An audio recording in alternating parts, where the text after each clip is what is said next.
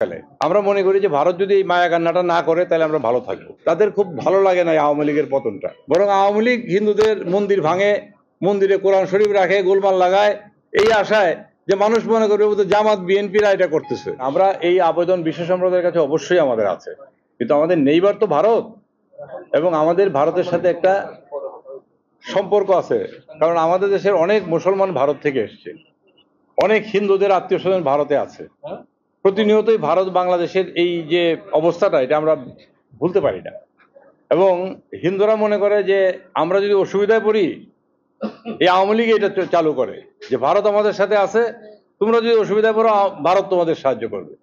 কিন্তু আসলে ভারত কোনো সাহায্য করে না। ভারত যেটা করে বিপদে ফেলে।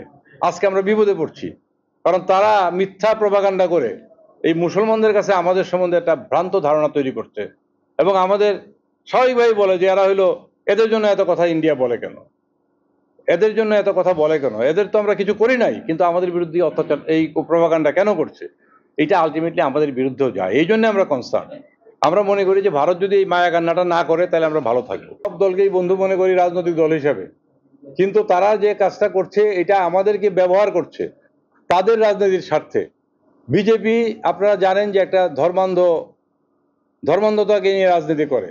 তারা যখন ভারতের বৃহত্তর জনগোষ্ঠী হিন্দুদের পক্ষে এত বেশি কথা বলে, তখন কংগ্রেস, অন্যান্য ইভেন কমিউনিস্ট পার্টি মনে করে আমরা তো না বললে বোধহয় আমরা ভোট পাবো না। এই যে ঘটনাগুলি ঘটছে, এগুলি তাদের আভ্যন্তরীণ রাজনৈতিক বহিঃপ্রকাশ, আমাদের কিছু না। কিন্তু আমরা তাদের বলির পাঠা হচ্ছি, আমরা তাদের দ্বারা ব্যবহৃত হচ্ছি, এবং এইটাই হচ্ছে আমাদের কষ্টের কারণ। আমরা মনে করি এর কারণে তারা বিভিন্নভাবে এই কাজ করে। তারা হিন্দুদেরকে মাঠে নামিয়ে, হিন্দুদেরও তো কষ্ট আছে, কষ্ট মুসলমানদেরও আছে, মুসলমানদেরও বড় জমায়েত হয়, কোনো অসুবিধা নাই। কিন্তু তারা তো আর ভারতকে বন্ধু হিসেবে দাবি করতে পারছে না। কিন্তু আমাদের হিন্দুদের একটা ঐতিহাসিক কারণে আমরা মনে করি যে আমাদের জন্য ভারত বোধহয় দুইটা কথা বলবে, কিন্তু কথা বলতে গিয়ে উপকার কিছু হয় না, ক্ষতি হয়।